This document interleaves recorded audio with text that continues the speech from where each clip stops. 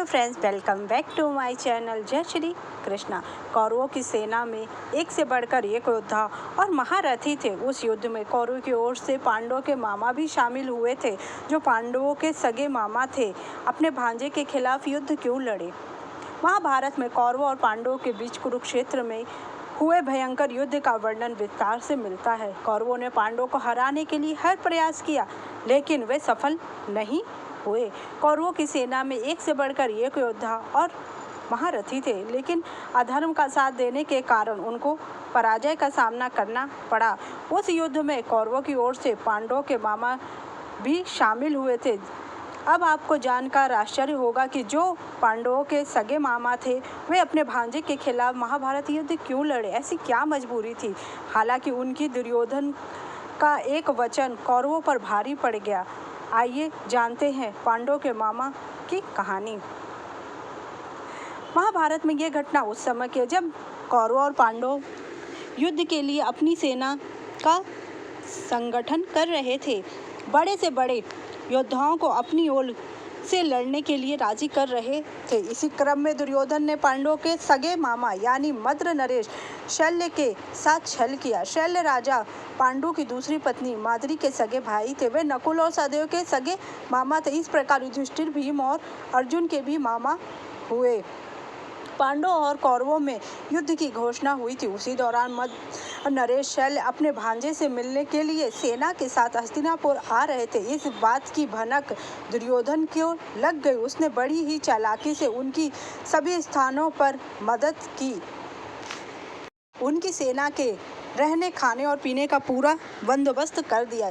जहाँ जहाँ पर उनकी सेना ने डेरा डाला था, रास्ते भर मद्र नरेश शल्य और उनकी सेना को सही प्रकार से भोजन और पानी की व्यवस्था प्राप्त हुई।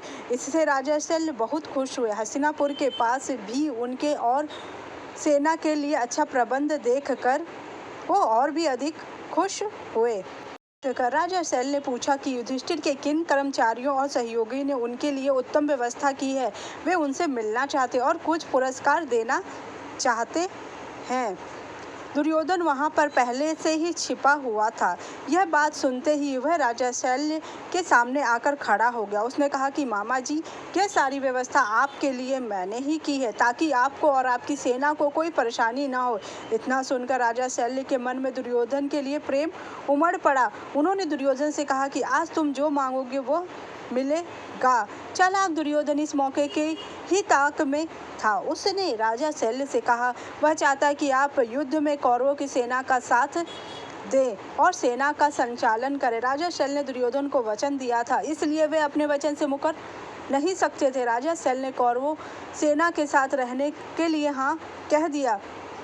राजा शल्य ने दुर्योधन की बात मान ली, लेकिन उन्होंने उसे एक वचन भी लिया। उन्होंने कहा कि वे युद्ध में कौरवों के साथ तो जो आदेश होगा उसका पालन करेंगे, लेकिन उनकी वाणी पर उनका अधिकार नहीं होगा। दुर्योधन ने कहा, इससे कोई हानि नहीं है, इसलिए उसने भी राजा शल्य की शर्त मान ली।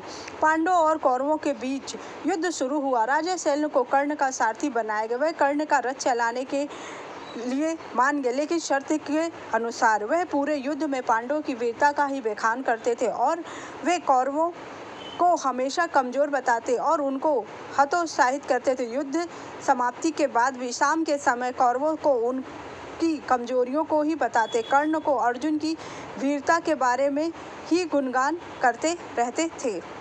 में कहीं ना कहीं राजा शल्य को इस बात की हमेशा दुख होता था कि वह अपने सगे भांजों को मदद ना करे और खुद को कोसते रहे। तब श्री कृष्ण शल्य के पास आए। श्री कृष्ण जानते थे कि शल्य महान गदा योद्धा और कुशल सारथी हैं। श्री कृष्ण ने शल्य से कहा, आपको दोष मत दो। जीवन में जो भी घटित होता है उसकी एक वजह होती है। मैं जानता हूँ कि किसी समय दुर्योधन आपको युद्ध क्षेत्र में पांडवों को शर्मिंदा करने के लिए कर्ण के सारथी की सेवा लेने के लिए कहेगा, लेकिन तुम कर्ण की सेवा करके अपने भतीजों की ही मदद कर सकते हो।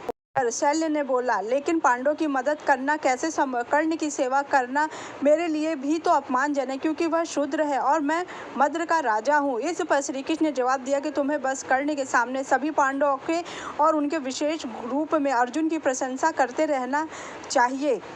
आरती के रूप में उनकी सेवा करते हुए अपनी वाणी से उन्हें हतोत्साहित करना है स्वीकार कर लिया और वास्तव में उन्होंने युद्ध के 16वें और 17वें दिन ऐसा ही किया। कर्ण शैल्य से बहुत चिंतित था लेकिन वह चुप रहता था, युद्ध पर ध्यान केंद्रित करता था। शैल्य की ही हतोत्साहना के कारण कर्ण की अपराजय हुई। अगर आपको मेरी जानकारी अच्छी लगी तो मेरे चैनल को लाइक कीजिए, सब्सक्राइब कीजिए, शेयर कीजिए। जय श्री कृष्णा।